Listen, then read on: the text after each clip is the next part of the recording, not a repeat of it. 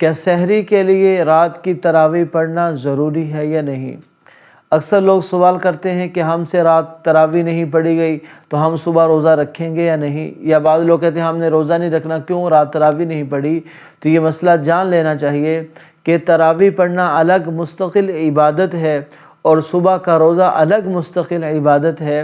اگر کوئی آدمی بغیر کسی عذر کے تراویح چھوڑتا ہے تو وہ گناہگار ہوگا، اللہ رب العزت کے ہاں مجرم ہوگا۔ اور اگر کوئی آدمی تراویح نہیں پڑھ سکا کسی شرعی عذر کی وجہ سے یا بغیر کسی عذر کی وجہ سے اس نے تراویح کو چھوڑ دیا، لیکن اس کے لیے صبح کا روزہ رکھنا پھر بھی ضروری ہے۔ صبح کا روزہ الگ فرض ہے، رات کی تراویح کی نماز الگ عبادت ہے، سنت موقدہ ہے، اور بغیر کسی عذر کے سنت کو چھوڑنا یہ آپ صلی اللہ علیہ وسلم کی شفاعت سے محرومی کا ذریعہ بن جاتا ہے، آپ صلی اللہ علیہ وسلم کے قرب سے دوری کا ذریعہ بن جاتا ہے۔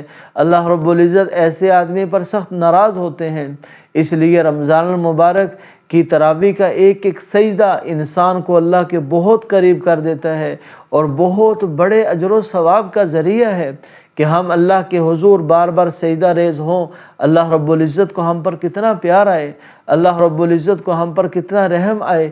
اس لیے کبھی بھی رمضان المبارک کے اندر تراویح نہ چھوڑیں، لیکن اگر چھوٹ گئی ہے، نہیں پڑھی گئی، یا کسی بہن سے تراویح نہیں پڑھی گئی تو وہ رمضان المبارک کا روزہ نہ چھوڑے بلکہ روزہ کو ضرور رکھے۔ اللہ رب العزت کے اس فریضے کو ادا کرنا چاہیے، کیونکہ اگر رمضان میں آپ نے روزہ نہیں رکھا اور پھر ساری زندگی بھی روزے رکھتے رہیں تو پھر بھی آپ رمضان کے روزے کی برکات کو نہیں سمیٹ سکتے۔